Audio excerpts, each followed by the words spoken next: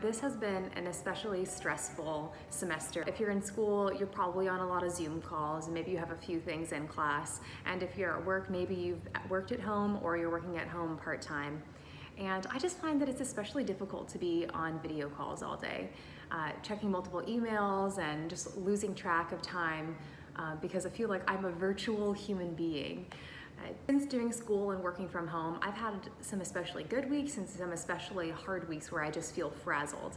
I don't know about you, but some weeks I just feel like I could be missing a Zoom call, or I'm just tense, like what's going on the screen that I'm missing. I was trying to differentiate between the things that helped me have a really organized, stress-free week and the weeks that I felt really frazzled. And here are 5 things that helped me reduce school stress. So the first thing is listening to instrumental music. My media consumption went way up after I started working from home because I was missing friends. I was missing having a social life. I was listening to podcasts while I was working. I was listening to all kinds of music when normally I would only listen to music when I'm driving or at the gym.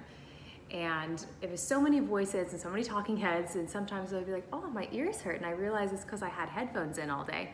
So the thing that has helped me calm down a lot, and I've realized I just feel way more centered and creative, is when I'm listening to instrumental music. I found that listening to instrumental music is way more calming.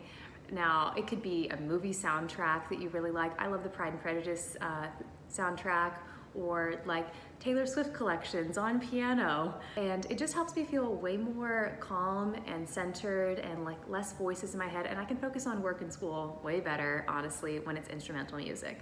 The second tip that helps me have a reduced stress week is having a planning session at the beginning of the week. I don't know what it is about planning it, but I just feel way more in control, even though there's a lot to do during the week. If on Sunday, like Sunday afternoon, I write down everything I have to do for the week, then it seems more attainable. It seems like I have a plan of attack. It's just more in control to feel like I am the general of this battle plan this week and I'll make it happen. Third thing that helps me reduce stress is planning some movement in every day. I write on the reminders app on my phone every day 3 things that I want to do for the day, and one of them is always like walking, go for a run, or go for a dance class. I just signed up for a dance class, way out of my comfort zone.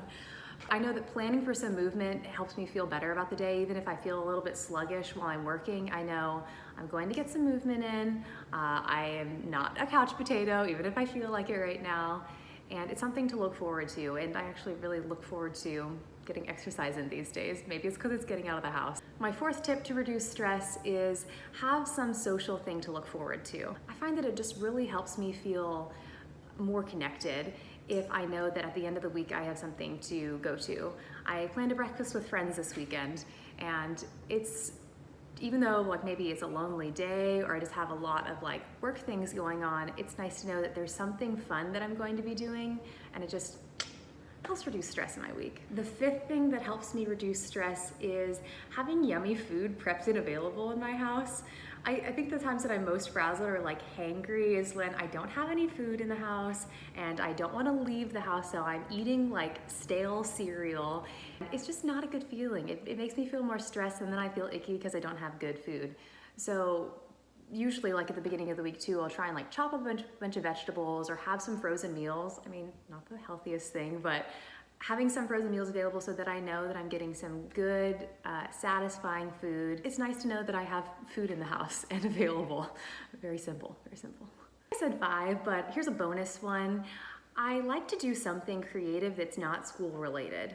I'm a marketing emphasis at school, making PowerPoints, and I'm doing things creative for my job and for school, but I like to have something that's not connected to school to reduce stress of the week. So I picked up sewing this summer. I haven't sewed since high school, but I thought it would be fun to do something that I'm not very good at and pick up a hobby that's creative. So I made a dress. I sewed the sleeves inside out the first time, but it was fun to do something that I could put my creative energy into that nobody was going to judge me on or grade me on or is paying me for.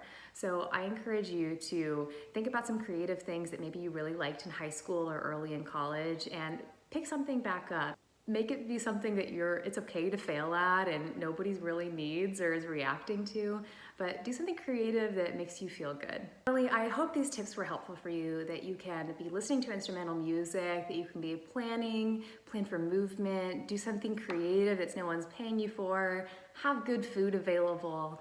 Just do some things that maybe are outside of your comfort zone. For me, one of the things was trying some colorful hair. I am interning for a hair color company, so I thought, hey, why not? Why not do something out of my comfort zone to feel more creative, reduce some stress? I want to let me know if you do anything fun this week.